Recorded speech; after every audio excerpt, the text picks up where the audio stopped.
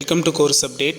So Tamil Nadu Agricultural University பார்த்தீங்கன்னா NRI and Industrial கோட்டாக்கு second call for industrial and NRI quota இப்போ announcement பண்ணியிருக்காங்க sir. அது எங்களுக்கு அண்டர்ஸ்டாண்ட் ஆகலை சார். அது என்ன சார் செகண்ட் கால்னால் என்ன சார் அப்படின்னா, செகண்ட் ரவுண்டு கவுன்சிலிங்க்கும் செகண்ட் காலுக்கும் நிறைய டிஃப்ரென்ஸ் இருக்குது. இப்போது NRI அண்ட் இண்டஸ்ட்ரியல் கோட்டாக்கு பார்த்திங்கன்னா இப்போது லாஸ்ட் டே நமக்கு கவுன்சிலிங்கை கண்டக்ட் பண்ணி கம்ப்ளீட் பண்ணிட்டாங்க. பட் இனஃப் ஸ்டூடெண்ட் வந்து அட்டன் பண்ணலை. அதோட எஃபர்ட்டு தான் இப்போ நமக்கு செகண்ட் கால் கொடுத்துருக்குறாங்க. இந்த second call first of all இந்த NRI அண்ட் இண்டஸ்ட்ரியல் கோட்டா பற்றி கொஞ்சம் தெரிஞ்சுக்கணும். NRI கோட்டாங்கிறதுக்கு யாரெல்லாம் நம்ம அப்ளை பண்ணலாம் அப்படின்னு பார்த்திங்கன்னா, நீங்கள் வெளிநாடு வாழ் இந்தியராக இருக்கணும் ஒன்று, அல்லது வெளிநாடு வாழ் இந்தியருக்கு நேரடியாகவோ அல்லது ரொம்ப ரொம்ப நெருங்கிய உறவினர்களாக இருந்தாலும் நீங்கள் இந்த கோட்டாக்கு அப்ளை பண்ணலாம். சரியா? அதுக்கு உண்டான டாக்குமெண்ட்டை மட்டும் நாம் சப்மிட் பண்ண வேண்டியிருக்கும். என்ன டாக்குமெண்ட்டு? நான் வெளிநாடு வாழ் இந்தியருக்காக வச்சு நான் அந்த டாக்குமெண்ட்டை வச்சு அப்ளை பண்ணுறேன்னா நீங்கள் வெளிநாடு வாழ் இந்தியர் அப்படிங்கிறதுக்கான டாக்குமெண்ட்டை, சரியா, உங்களோட பாஸ்போர்ட்டை, ஸோ இது மாதிரியான டாக்குமெண்ட்டு. இல்லை சார் வெளிநாடு வாழ் இந்தியருக்கு நெருங்கிய உறவினர் அப்படின்னா, ஸோ அந்த வெளிநாடு வாழ் இந்தியர் வந்து உங்களுக்கு ஒரு சர்டிஃபிகேட் கொடுக்கணும், இவங்க என்னோட நெருங்கிய உறவினர் தான் அப்படின்னு, ப்ளஸ் அவங்களோட டாக்குமெண்ட்ஸு உங்களோட டாக்குமெண்ட்ஸ் எல்லாமே கொடுக்கணும். ஸோ இதெல்லாம் வச்சு நாம் அப்ளை பண்ணுற கோட்டா தான் இந்த NRI and industrial quota. Industrial கோட்டாங்கிறது உங்களுக்கு ஸ்பான்சர்ஷிப்பாக ஒரு சில கம்பெனிஸ் வந்து நான் இவங்களை படிக்க வைக்கிறேன் அப்படின்னு வருவாங்க. ஸோ இந்த NRI கோட்டாக்கெல்லாம் பார்த்திங்கன்னா ஃபீஸ் லெவல் ரொம்ப ஜாஸ்தி. NRI கோட்டாக்கெல்லாம் மினிமம் பார்த்திங்கன்னா ஒரு செமஸ்டருக்கு நான் உங்களுக்கு டாலரில் சொல்லணும் அப்படின்னா $3000 வந்து செலவாகும் ஒரு செமஸ்டருக்கு. ஃபார் எக்ஸாம்பிள் இப்போ நமக்கு பார்த்தோன்னா கிட்டத்தட்ட ஒரு 2,70,000 ஆகலாம். சரிங்களா? கிட்டத்தட்ட இன்னைய ஸ்டேஜில் பார்த்தீங்கன்னா 2,70,000 ஆகும் ஒரு செமஸ்டருக்கு NRI அண்ட் இண்டஸ்ட்ரியல் கோட்டாவில். இண்டஸ்ட்ரியல் கோட்டாக்கு உங்களுக்கு ஸ்பான்சர்ஷிப் தான். NRI கோட்டாவில் நீங்கள் படிக்கிறதுக்கு இதெல்லாம் எல்லாமே உங்களுக்கு ப்ரௌச்சரில் கிளியராக இருக்குது. சரிங்களா?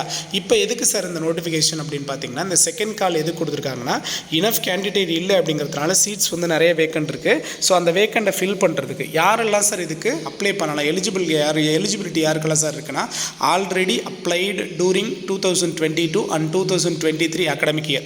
நீங்கள் இந்த இப்போது நம்ம நடந்துட்டுருக்கிற 22-23 அகாடமிக் இயருக்கு நீங்கள் அப்ளை பண்ணியிருக்கணும். அதுதான் ஃபஸ்ட் எலிஜிபிள். சரியா?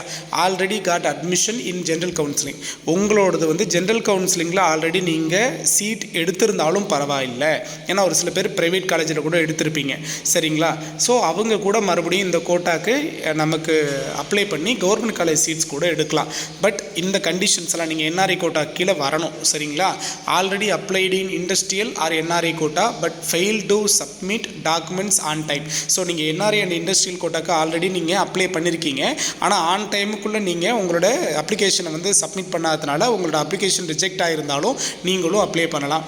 ஃபஸ்ட் எலிஜிபிலிட்டி பார்த்தீங்கன்னா அப்ளைடு அண்டர் ஜென்ரல் கோட்டா. நீங்கள் ஜென்ரல் கோட்டாவில் அப்ளை பண்ணிவிட்டு இப்போ வந்து நீங்கள் NRI கோட்டாக்கு சேஞ்ச் பண்ணிக்கிறோம், பட் நான் willing to change the industrial or NRI கோட்டாவாக நீங்கள் மாற்றணும்னு விருப்பப்பட்டால் கூட நீங்கள்லாம் எலிஜிபிள் அப்படின்னு சொல்லிட்டாங்க. ரொம்ப ரொம்ப இம்பார்ட்டன்ட் லாஸ்ட்டில் கொடுத்துருக்காங்க பாருங்கள், இம்பார்ட்டன்ட் நோட்.